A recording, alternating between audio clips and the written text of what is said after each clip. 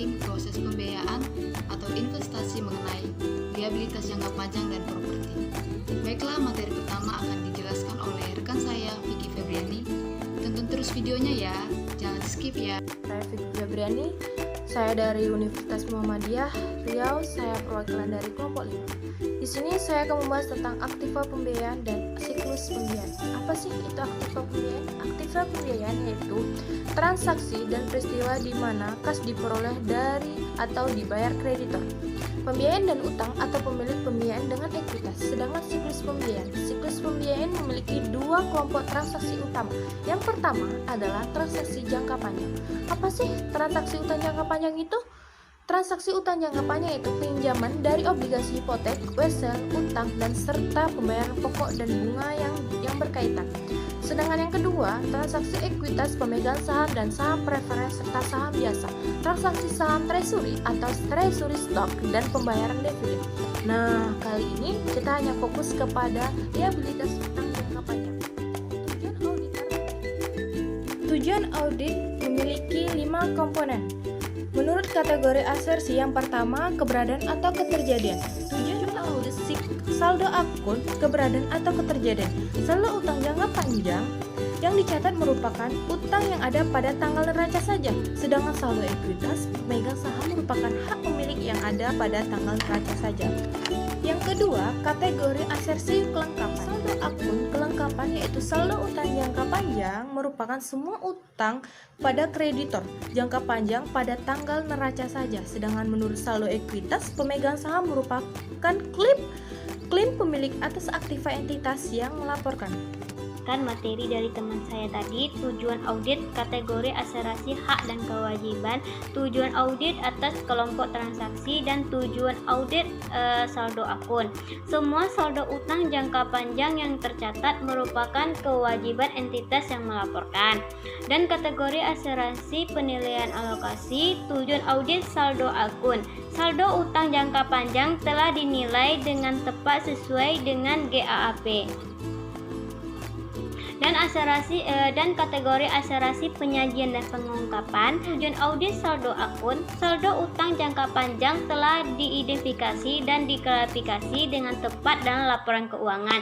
Semua syarat ketentuan, komitmen dan provisi terkait yang bersangkutan dengan utang jangka panjang telah diungkapkan secara memadai. Ujian summatif atas saldo hutang jangka panjang ada 2 prosedur, dan prosedur yang pertama yaitu prosedur inisial ada 3. Yang pertama, menelusuri saldo awal utang jangka panjang pada kertas kerja tahun lalu, dan yang kedua, menelaah aktivitas dalam utang jangka panjang dan rekening laba rugi serta menyelidiki catatan yang nampak tidak biasa, dan yang ketiga, mendapatkan skedul utang jangka panjang dan menentukan bahwa perusahaan menyajikannya secara akurat berdasarkan catatan akuntansi.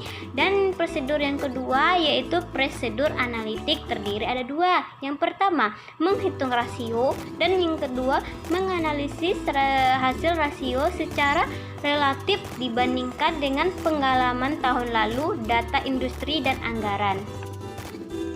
Baiklah, saya akan melanjutkan penjelasan dari rekan saya, di mana pengujian substantif atas saldo utang jangka panjang yang ketiga yaitu pengujian detail transaksi, di mana dalam pengujian detail transaksi itu menelusuri catatan dalam utang jangka panjang dan rekening laba rugi yang berkaitan. Pembayaran pokok utang jangka panjang dapat diverifikasi dengan memeriksa voucher dan cek-cek yang dibatalkan, sementara pembayaran penuh dapat divalidasi dengan memeriksa wesel yang dibatalkan atau sertifikat obligasi. Selanjutnya, pengujian yang keempat yaitu pengujian detail saldo. Ada 3 pengujian substantif dalam kategori ini. Yang pertama, menilai otorisasi dan kontrak atas utang jangka panjang. Yang kedua, mengkonfirmasi utang dengan pemberi pinjaman dan perwalian obligasi, serta yang ketiga, menghitung kembali beban bunga. Lalu pengujian substantif selanjutnya yang kelima yaitu penerbitan penyajian laporan dengan GAAP. Nah, pengujian terdahulu yang memeriksa kontrak utang dan mengkonfirmasi utang, memberikan data tentang klien untuk digunakan dalam perbandingan. Pengujian ini berkaitan dengan asersi, penyajian, dan pengungkapan. Lalu selanjutnya, deskripsi aktiva tetap ini mengenai properti dan peralatan, di mana kekayaan yang dimiliki perusahaan mempunyai manfaat ekonomis lebih dari 1 tahun, digunakan dalam bisnis, tidak ditujukan untuk dijual kembali. Nah, lalu ada klasifikasi aktiva tetap, di mana ada tanah dan pengembangan tanah, lalu ada gedung dan perluasan gedung, lalu mesin dan peralatan pabrik, selanjutnya perabotan, dan klasifikasi selanjutnya yaitu kendaraan, lalu ada perluasan sewa guna usaha, dan proses konstruksi untuk aktiva tetap. Baiklah, saya akan melanjutkan materi dari rekan saya, yaitu tujuan pengujian substantif. Yang pertama, memperoleh keyakinan tentang keandalan catatan akuntansi yang bersangkutan dengan aktiva tetap. Yang kedua, membuktikan keberadaan aktiva tetap dan keterjadian transaksi yang berkaitan dengan aktiva tetap.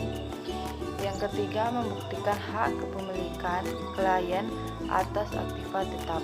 Yang keempat, membuktikan kewajaran penilaian aktiva tetap. Yang kelima, membuktikan kewajaran penyajian dan pengungkapan aktiva tetap. Yang selanjutnya, prosedur audit awal. Yang pertama, usut saldo aktiva tetap yang tercantum di neraca ke akun aktiva tetap di buku besar.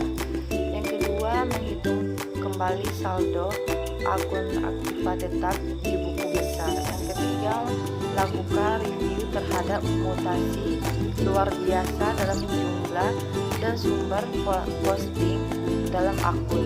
Yang keempat, usut saldo awal akun aktiva tetap ke kertas kerja tahun lalu. Yang terakhir, usut posting debit dan kredit aktiva tetap ke dalam jurnal yang bersangkutan. Yang selanjutnya, prosedur analitik. Yang pertama, tingkatkan perputaran aktiva tetap. Yang kedua, laba bersih dengan aktiva tetap. Yang ketiga, aktiva tetap dengan modal saham. Yang keempat, biaya reparasi dan pemeliharaan dengan aktiva tetap.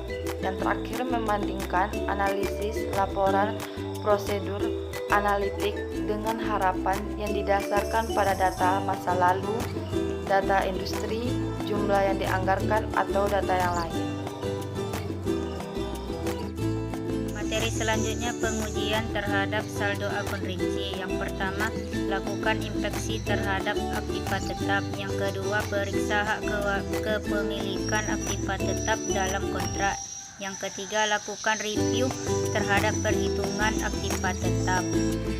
Yang terakhir, verifikasi penyajian dan pengungkapan. Yang pertama, periksa klarifikasi aktiva tetap di neraca. Yang kedua, periksa pengungkapan yang bersangkutan dengan aktiva tetap. Akan melanjutkan materi dari pengujian terhadap transaksi rinci. Yang pertama, perintah tambahan aktiva tetap ke dalam dokumen yang mendukung timbulnya transaksi tersebut. Yang kedua, periksa berkurangnya aktiva tetap ke dalam dokumen yang mendukung timbulnya transaksi tersebut. Yang ketiga, lakukan pemeriksaan terhadap bisa batas transaksi aktiva tetap. Dan yang terakhir, lakukan review terhadap akun biaya, reparasi, dan pemeliharaan transaksi. Dari kelompok kelompok 5, kami mengucapkan terima kasih buat teman-teman semuanya. Jangan lupa ya teman-teman,